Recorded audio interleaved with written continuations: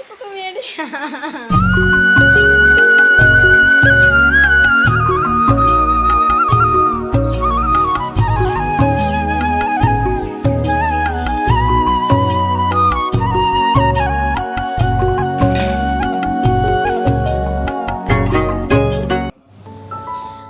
সংসার হলো জীবনের সবচেয়ে সুন্দর দায়িত্ব, যেখানে ছোট ছোট ত্যাগ আর ভালোবাসা মিলে জীবনের প্রতিটি দিনকে স্মরণীয় করে তোলে। হাই এভরিওয়ান, আসসালামু আলাইকুম। আমি মরিয়ম বেনজির আসাম থেকে বলছি। আশা করছি যে যেখান থেকে আমার আজ ভিডিওটা দেখছেন, আল্লাহর অশেষ রহমত ও বরকতে আপনারা সবাই ভালো আছেন, সুস্থ আছেন। আলহামদুলিল্লাহ, আমরাও ভালো আছি। ইন্ডিয়ান ব্লগার মরিয়ম বেনজির চ্যানেলটাতে আপনাদের সবাইকে আরও একবার স্বাগত জানাচ্ছি। আশা করছি ভিডিওটা দেখে সবাই ভালোবাসা দিবেন। তো আজ আমি সকাল সকাল অনেকগুলো কাপড় নিয়ে বাইর হয়েছি, দেখতে পারছেন। এদিকে আপনাদের দাদাভাইকে আমি ব্রেকফাস্ট করিয়ে ডিউটিতে পাঠিয়ে দিয়েছি। আজ ভাত বানাইনি, ব্রেকফাস্টে রুটি বানিয়েছিলাম, তাই আর আপনাদের সাথে শেয়ার করা হলো না। রোজ রোজ একই ব্রেকফাস্ট শেয়ার করে ভালো লাগে না। তো আজ আমি না অনেকগুলো কাপড় ধোবো। অ্যাকচুয়ালি ওই দিন যে কাপড় আমি একজন মানুষকে দিয়ে ধোয়াইছিলাম, সেটা আমার একদমই ভালো লাগে নাই, স্যাটিসফাই হয় নাই মনে। তো তাই ভাবছি আজ নিজের হাতে প্রত্যেকটা কাপড় সুন্দর করে ধুয়ে দেব। তো ওই দিন যে কাপড় ধোয়াইছিলাম ওই কাপড়গুলোতে অ্যাকচুয়ালি কমফোর্ট দেওয়া হয়েছিল না, তাই আপনাদের দাদাভাই আমাকে অনেকগুলো কথা শোনাইছে। কারণ বলছিলাম তো আমি মানুষটাকে যে কাপড়ে এই যে কমফোর্ট দিয়ে দিবেন, কিন্তু উনি বলে ভুলে গিয়েছে। যাই হোক, আজ নিজের হাতে সুন্দর করে নিজের মানুষটার, প্রিয় মানুষটার কাপড়গুলো ধুয়ে দিব। ওটাই নিজের মনের মাঝে আরও একটা শান্তি ফিল করি। প্রিয় মানুষটার যে কোনো কাজ করে নিজে একটা মনে অনেক শান্তি পাওয়া যায়, সেটা রান্নাবান্নাই হোক বা ধোয়া মেলায়। তো যাই হোক, আজ এই যে কাপড়গুলো ধুয়ে নিচ্ছি সুন্দর করে।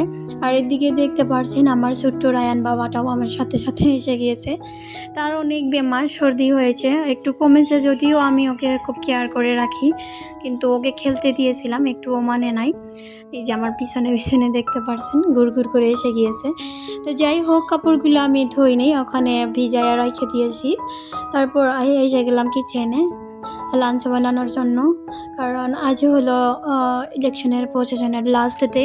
আপনাদের দাদা বায়াস একটু জলদি চলে আসবে বলেছিল, তাই ভাবলাম আগে রান্নাবান্না করে নেই, যেহেতু সকালে ভাত খাওয়া যায় না মানুষটা।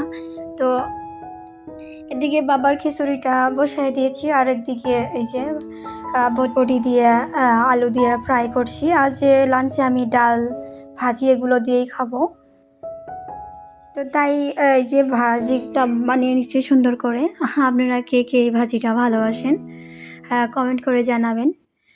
তো ওদিকে ভাজি বসিয়ে দিয়ে এদিকে রায়ানের খিচুড়িটাও জুড়াইতে দিলাম বাইরে। আর এইদিকে সবজিগুলো এলোমেলো করে একদম রায়ান সব ফেলাই দিয়েছি, তো সব ভালো করে গুছিয়ে রাখলাম। তারপর ভাবছি কয়েকটা বাসন আছে ধুয়ে নেই। এদিকে রান্নাবান্না বসায়, কিন্তু এমনি বসায় থাকা যায় না, তাই ভাবছি কয়েকটা বাসন আছে ভালো করে ধুয়ে নেই, তো আমার কাজগুলো ভালো করে এগিয়ে যাবে। একসাথে 2-3টা কাম করি, কারণ কাজগুলো একটু জলদি করার চেষ্টা করি, যেহেতু বাচ্চা আছে। তো বাচ্চাটা খেলা করছে, এইদিকে আমি কাজ করে নিচ্ছি। তারপর এই যে ভাতও বসাই দিলাম। আমি একটু দেরি করে ভাতটা বসাই, কারণ সবজি ডাল সব কিছু বানানোর পরে ভাতটা বানাই। কারণ ভাতটা আগেই বানাইলে একটু ঠান্ডা হয়ে যায়, খাইতে মজা লাগে না। গরম গরম ভাতের সাথে যে কোনো সবজি বা নিরামিষই হোক খায় ভালো লাগে। তারপরে শিখলাম বাচ্চাকে ওই যে খেলানোর জন্য।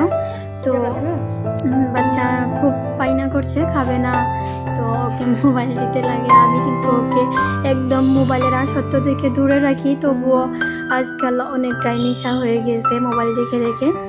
ওর সাথে তার সাথে দেখে দেখে কিন্তু অনেক নেশা হয়ে গেছে। ছোটো বাচ্চা, সবার ওখানে যাই, সবাই মোবাইল আজকাল ইউজই করে, তো কাকে আর কতবার মানা করব। যাই হোক, এইদিকে দেখতে পারছেন রান্না বান্না করে নিলাম। তারপরে বাচ্চাটা একটু ঘুমাইলো, তাই ভাবলাম যেগুলো কাপড় এই যে লাইরে দিছি, ভিজায় রাখছিলাম, ওই কাপড়গুলো যদি ধুয়ে দেওয়া যায় তাহলে আমার কাজগুলো আরও একটু এগিয়ে যাবে।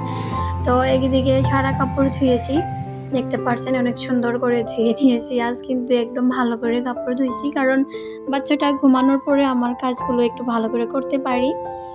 মানে তাড়াহুড়া করে কাজ করলে কিন্তু কাজগুলো মানে ভালো করে করা যায় না। তো একটু টাইম নিয়ে কাজ করলে সুন্দর করে করা যায়। তো এই যে সারা কাপড় রোদে মেলার পর এসে গেলাম এই যে ঘরের ভিতর। আজ না আমি কাল যেহেতু ঘরটা ভালো করে ঝাড়ু দিয়েছিলাম, তো আজ ভাবছি বিছনার তোশকটা একটু রোদে মেলে দিব, কারণ অনেক দিন ধরে মেলা হচ্ছে না রোদে। আরও যে বৃষ্টি ছিল তার জন্য মেলতে পারছিলাম না। তো ভাবছি আজ একটু রোদও উঠেছে, তো আপনাদের দাদাভাই থাকার সময়ই আমি বলছিলাম একটু রোদে দিব। তো দুজনে মিলে এই রোদে দিয়ে ধুয়ে গেছি। তারপর এই যে এখন ভালো করে ঝাড়ু দিয়ে মানে সরি বাইরে নিচ্ছি, কারণ এর ভিতরে না ধুলো জমা হয়ে গিয়েছে। তো তাই ভাবছি রোদে যদি মেলে দিছি গা ধোয়ার আগে এটা ভালো করে এই যে সাফা করে নিলাম। নেওয়ার পর যদি গা ধোয়ার পর করি না এই কাজটা, তাহলে অনেক ধুলো শরীরে আসবে, তাই আমি ওটা গা ধোয়ার আগেই করে নিলাম।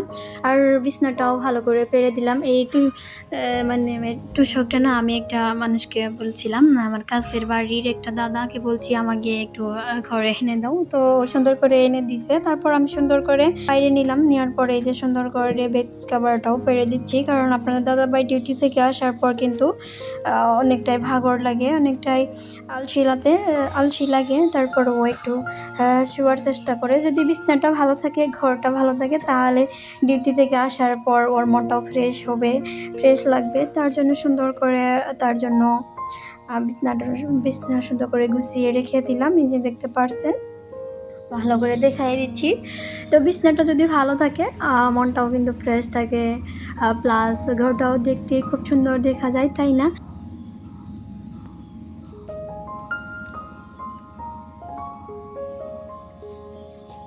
তারপর বন্ধুরা ঘরটা সুন্দর করে গুছিয়ে রেখে গা ধুইতে গিয়েছিলাম।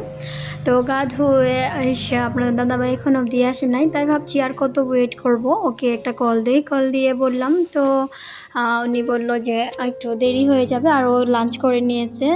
আমাকে অ্যাকচুয়ালি কল দিয়েছিল, আমি গা ধুইতে গিয়েছিলাম, যার জন্য রিসিভ করতে পারিনি। তো আমাকে মেসেজ করে বলে দিয়েছে তুমি খায় নিও। আমি এক জায়গায় খেয়েছি বন্ধুর ঘরে, মানে যাদের ঘরে এই যে প্রসেশন ছিল ওদের ঘরে ভালো করে খেয়ে নিয়েছে।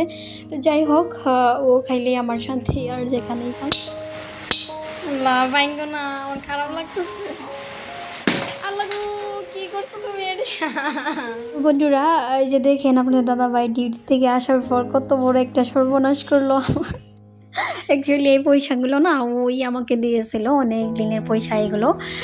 ঈদে দিয়েছে অনেক দিন, মানে 1 বছর হবো। আর ঈদি আরও আমার যা পয়সা দেয় আর কি, যেটাই দেয় আর কি, আমার এক্সট্রা যেগুলো পয়সা দেয় আমি সব এই খুঁটিটাতে রাখছিলাম। তারপর আমার খুব ইচ্ছা ছিল মানে ভাঙবার জন্য, তবে শেষ মুহূর্তে কিন্তু একদম ইচ্ছা ছিল না যে ভাঙবো।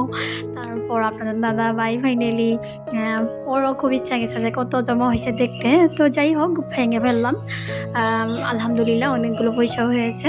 আপনারা সবাই দোয়া করবেন যেন এরকম করেই একটু একটু করে আমরা অনেক পয়সা জমাইতে। বৃষ্টি এসে গেল, আর আমি যে কাপড়গুলো ধুয়ে মেলছিলাম সারা কাপড় ভিতরে উঠায় ধুয়ে আসলাম এখন। আর এই যে দেখেন গাছগুলো পানি পেয়ে আরও সবুজ হয়ে যাচ্ছে। আর ডুবডুবি না বন্ধুরা, আম পড়তেছে গাছ থেকে। আপনাদেরকে দেখাইছি। হ্যাঁ এই যে এইগুলো আম, যে গোটাগুলো একদম হালকা, অল্প বৃষ্টি দিলে ডুবডুব করে আম পড়ে একদম চালের উপর বইরে যায়। দেখতে পাচ্ছেন চালের উপরে অনেকগুলো আম পড়েছে।